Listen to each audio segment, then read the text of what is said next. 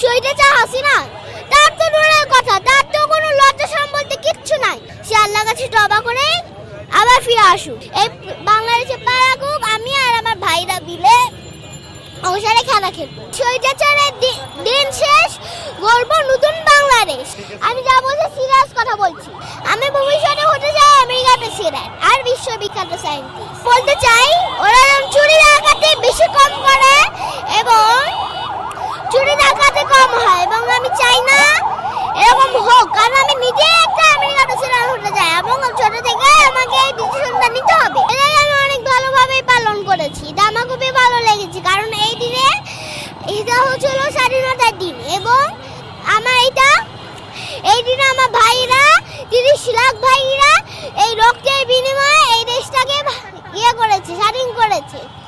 আমি অনেক ভালো দেখছি, আমার খুবই ভালো লাগছে, আমার খুবই আনন্দ হচ্ছে এবং আমি এখান থেকে একটা স্লোগানও বলতে চাই যেন এরা সবাই যায় আর এটা বলে যে স্বৈরাচারের দিন শেষ, গর্ব নতুন বাংলাদেশ। কারণ ও খারাপ, ও হচ্ছিল ও মিথ্যা কথা বলে, ও ভালো না, আরো অনেক কিছু আছে। সে দুর্নীতি করে, আরো অনেক কিছু করে। আমি ভবিষ্যতে হতে চাই আমেরিকার প্রেসিডেন্ট আর বিশ্ববিখ্যাত সায়েন্টিস্ট। আমি হিংসা, বিদ্বেষ, লোভ, চুরি, মিথ্যা কথা বলা, দুর্নীতি মুক্ত একটা সুন্দর বাংলাদেশ চাই। আমি বলবো তারা যেন সবার সাথে থাকে এবং ওই চোরটাকে যেন খুঁজে বের করে এবং খুঁজে যেন ওকে জেলে দেয়। আর কি করার, আর ওরা একটা শাস্তি হওয়া উচিত।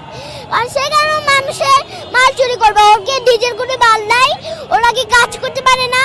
ওরা এই যে আমরা কাজ করি, বিজনেস করি, এগুলা কি ওরা করতে পারে না? ডক্টর ইউনূস যেন পুলিশের হাতে ধরায় এবং পুলিশ যেন ওদেরকে নিয়ে তাদের মরণ করে শাস্তি দেয়। শহীদা হাসিনা তার তো দূরের কথা, তার তো কোনো লজ্জা শরম বলতে কিচ্ছু নাই। এটা কোনো হাসার কিছু না আঙ্কেল, আমি যা বলছি সিরিয়াস কথা বলছি।